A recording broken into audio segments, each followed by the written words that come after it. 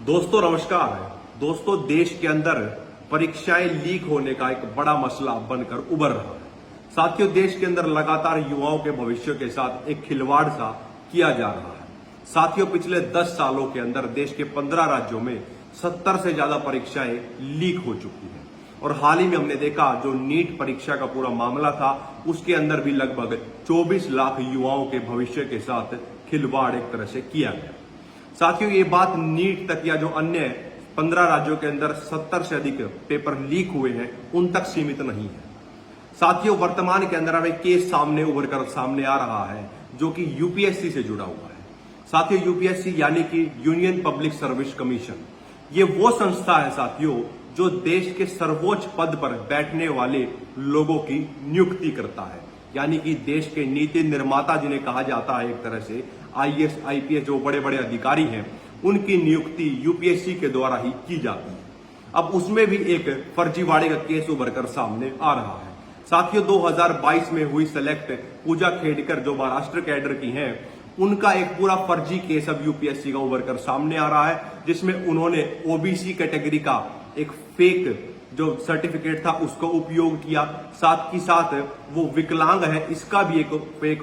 Document उन्होंने forge कर उपयोग किया और उसके बाद इस पद को हासिल किया। और साथियों एक बार पूजा खेड़गेकर के पूरे परिवार की जो आर्थिक स्थिति है एक बार उस पर भी हमें नजर डालने की जरूरत है कि पूजा के जो माता पिता है उनके पास लगभग 116 एकड़ कृषि भूमि है, उसके साथ 6-7 उनके पास फ्लैट्स और दुकानें हैं और उसके साथ 17 लाख रुपए की उनके पास सोने की घड़ी, सोना, 900 ग्राम हीरे, 4 गाड़ियां, 2 प्राइवेट कंपनी में उनके पिता की और माता जी की जो ओनरशिप है प्राइवेट कंपनीज के अंदर वो शेयर होल्डर है। एक ऐसे परिवार से ऐसे बैकग्राउंड से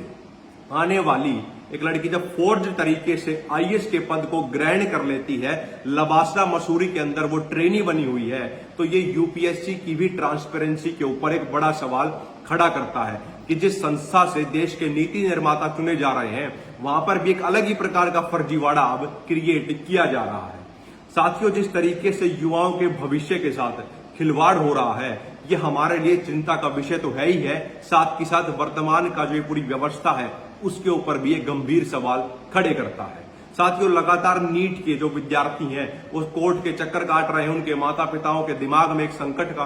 की स्थिति बनी हुई है कि हमारे बच्चों के साथ आगे क्या होने वाला है। इसी प्रकार यूपीएससी का जो है पूरा एक फर्जीवाड़े का केस उभर कर सामने आया है, ये यूपीएससी की भी ट्रांसपेरेंसी के ऊपर सवाल खड़ा करता है कि क्या यूपीएससी के अंदर भी ऐसे ही फर्जीवाड़े चल रहे हैं, क्या यूपीएससी भी लेटरल एंट्री के नाम पर और अन्य कई स्कीम्स के नाम पर जो कैपेबल स्टूडेंट्स नहीं है उन्हीं को रिक्रूट करती जा रही है। साथियों जिस तरीके से देश के अंदर युवाओं के साथ ये खिलवाड़ हो रहा है ये वर्तमान की सरकार भाजपा सरकार का जो सुशासन और पारदर्शिता का ढोंग पीटती है उसका भी एक बड़ा उदाहरण है कि किस तरीके से ये लोग एक फेक नैरेटिव के साथ युवाओं के भविष्य के साथ खेलने का काम कर रहे हैं और इनके दिलो दिमाग के अंदर युवाओं के लिए, मध्यम वर्ग, किसान और के परिवार और गांव समाज के लिए कोई संवेदनाएं नहीं है। ये सिर्फ हर क्षेत्र का बिजनेसीकरण करके यानी कि एक बिजनेस मॉडल बना के उसका व्यापार करने का ही काम करना चाहते हैं। साथियों हमें ये जो व्यवस्था के ऊपर जो सवाल खड़े हुए हैं